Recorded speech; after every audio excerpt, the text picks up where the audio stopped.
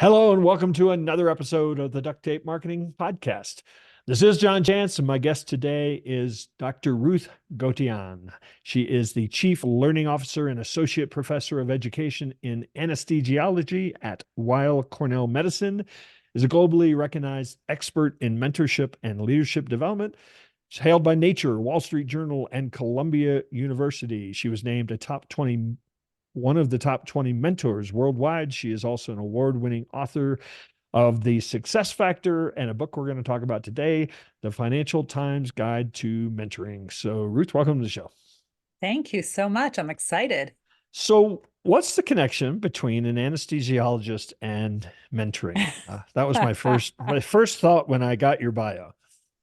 Well, I am a doctor, but I'm not a physician. Okay. I am based in the Department of Okay. Anesthesiology. And what mentoring has to do with it is what it has to do with every profession, Yeah. which Right. is those who are mentored out-earn and outperform those who are not. And that's across the board, across every industry, which is why I was so excited to partner with Andy Lapata and write the book about mentoring. So let's start with you just mentioned those who are mentored perform better. Let's start with the people. How do you be an effective mentor? So a lot of my listeners are owners of companies. They have employees that they really should be looking at as mentees in some cases, right? Yes. So what are some of the factors of, that help somebody become a better mentor?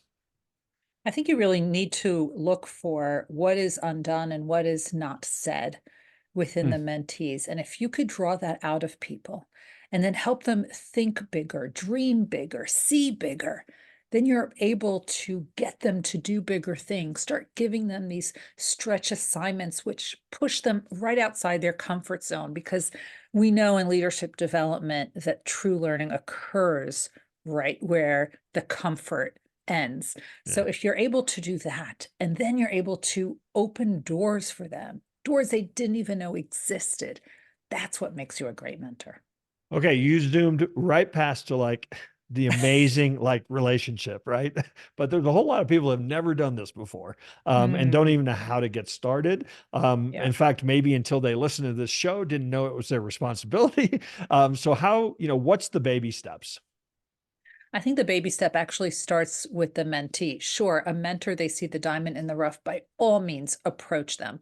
Yeah. But really, it's the mentee who should be taking the reins in the relationship. Now, you don't go up to someone and say, John, you're really successful. You've written Right. 7 books. Will you be my mentor? Right, right, Because right. where do you start with that, right? Where do we even start the conversation? But if I gave some context and if I gave a timeline, and if I showed encouragement as the mentee, then Yeah. the mentor is more likely to step forward. So, for example, if I said, John, I'd like to write my next book or my first book. I have a rough outline in place. I know you've written 7 books, you know all the ins and outs. Right. Could I grab 15, 20 minutes, show you my outline, tell me what you think I'm missing or how I can make it stronger? Yeah. Well, now you're excited as a Right. potential mentor. I never Yeah. used that label, right? But I gave you context. I showed you I'm interested. I showed you I'm willing to work. And I told you it's only for 15, 20 minutes. It's not all day. Yeah. Now, all of a sudden, we have something, we have a template that we can move forward with. And people are so worried about that label mentor. And Yeah. I tell people, we've got enough labels in our life. Don't worry about that Yeah. one. Yeah. And if you start asking someone to be your mentor without doing any work beforehand, that's very stressful Yeah. because that makes them feel like they need to take on another job. Don't worry about the label. That will come much later. That is an earned label. It's interesting as I listen to you describe that template. That's a great template for any ask, right? That's of, correct. of That's anybody, correct. be as specific as possible, outline what the objectives are, what's in it for them or what their accountability or responsibility is going to be. In fact, I have had people over the years just come with that sort of blanket, would you be my mentor? And I've actually said, okay, prove that you deserve it. I didn't say That's that. right. I said, tell me this, and this, and come back to me with that. And, half of them never showed back up again. That's right. um, That's so I, right. They want you to illuminate a path, right. but which path? Yeah. Right? They Yeah. have to do some of the work. Would you say that the approach that you outline in the book is something that organizationally people should start adopting as a bit of a platform? Kind of talk about how that might work. So the book is actually broken up into how to be a great mentor, how to be an effective mentee, and how organizations could really develop these programs. Because my co-author Andy Lapata and I, we looked at all these organizations. We all know that mentorship is needed, right? The Yeah. research is crystal clear on this. But we couldn't find organizations that were doing a fantastic job with this. There were so many loose ends. The platforms weren't working, the matches weren't working. And what happened was it just sort of fell by the wayside.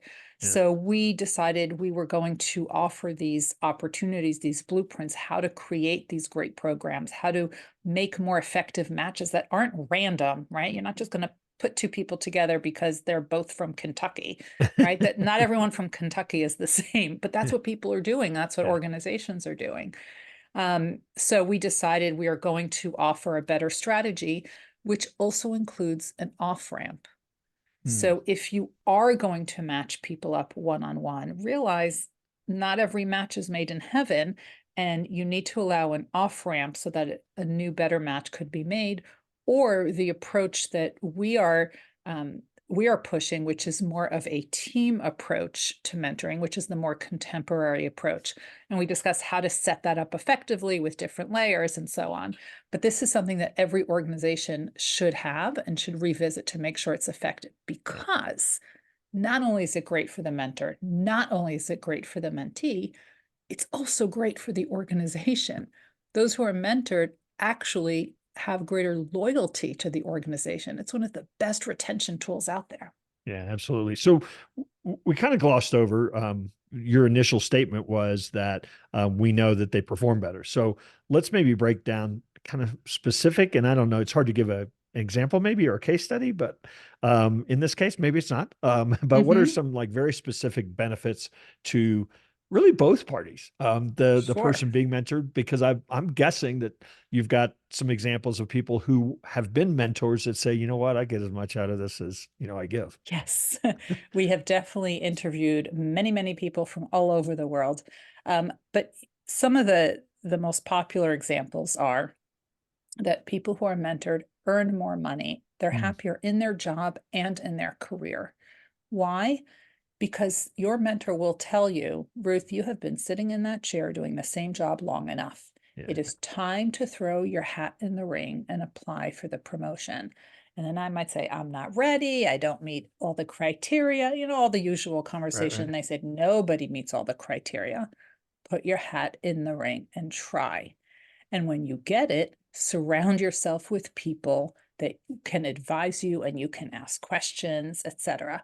So Yeah, they give you that encouragement, they give you those guardrails, and they push you out of your comfort zone. With that promotion comes more money, etc., etc. Why is it great for the mentors?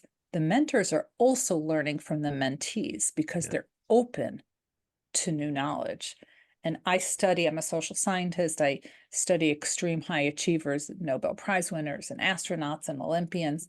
And we share many of those stories in the book as well. And every single one who has served as a mentor will share how much they have learned from their mentees.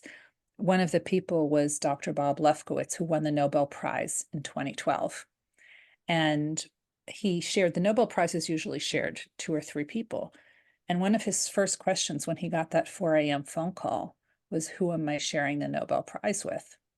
And they told him, and it turned out it was his former mentee. mm, And I said to him, that's strange that you're sharing the Nobel Prize, the biggest prize of yeah, your career, with a former mentee. He said, strange. He said, that is the biggest honor there yeah, is. yeah, yeah. A mentor measures their success by the success of their mentees. Wonder I how thought that many. was brilliant. Yeah, well, yeah. I mean, I think that's definitely the right way to look at it. I mean, as leaders, that's our job, right? That's right. That's right. So uh, I wonder, and you might know this, how many people who have been mentored then go Mhm. on inside the organization to become become mentors. So they've been mentored, become mentors. So what the mentee So yeah, becomes the so I was gonna, mentor? they had that experience. It was a great Yeah, experience for them. They're like, I'm going to do that too, or I'm going to give back. You probably have all of some, them, yeah, all of them. yeah, Especially if they were mentored well, right, because they always want to pay it forward, right? And that's one of the great things. I have achieved great heights because of these doors that were open for me, because of the advice that I've received, because of the guidance, because of those guardrails, because of those stretch assignments. I now want to pay it forward. And this is really how you create not just the retention, but you also create this pool of high hmm hmm achievers, because everyone is lifting up the next person.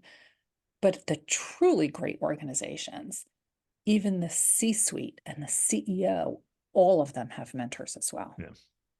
So this is a tricky question, particularly coming from a white male.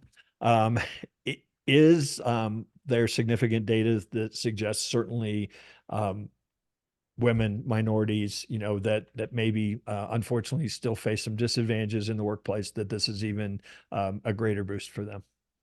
Right. So there's quite a bit of data on this, and a lot of it says also that women are over mentored but Hmm. under sponsored. And we know this. What we are advocating for is that you don't only look for mentors who look like you. Yeah. And this is especially for women and those in underrepresented groups. And that's for two reasons. One, you will be in an echo chamber. Absolutely, they should be on your mentoring team, because there is that empathy and that emotional intelligence that you can grasp onto. But you will be in an echo chamber if you only hear about experiences like yours. Second, there's a very limited number of people who are at those higher levels. And if every woman is going for the few women who are Yeah. in the C-suite, they're not going to have time to do their job. Yeah. Yeah. Yeah.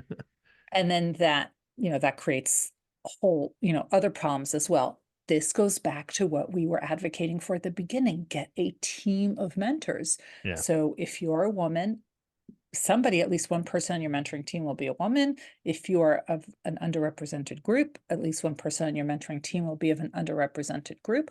But you also want people who are different than you, Yeah. so that you can learn from them as well. And you want people inside your industry, outside your Yeah. industry, senior to you, at your level, junior to you, cross those industries, cross departments within your organization.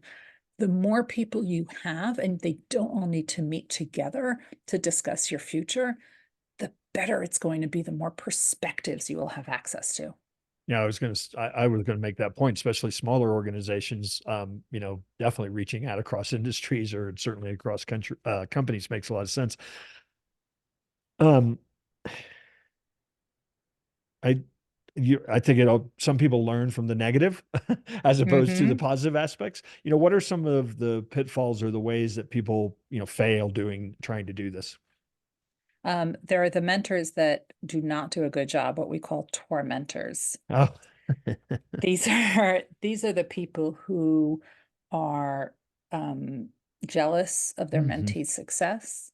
These are the people who don't want their mentee to shine because they're afraid it'll take away from them. yeah, These are people who are very possessive of their mentees, don't have the bandwidth to take on a mentee, are not sharing, they're keeping some information hidden.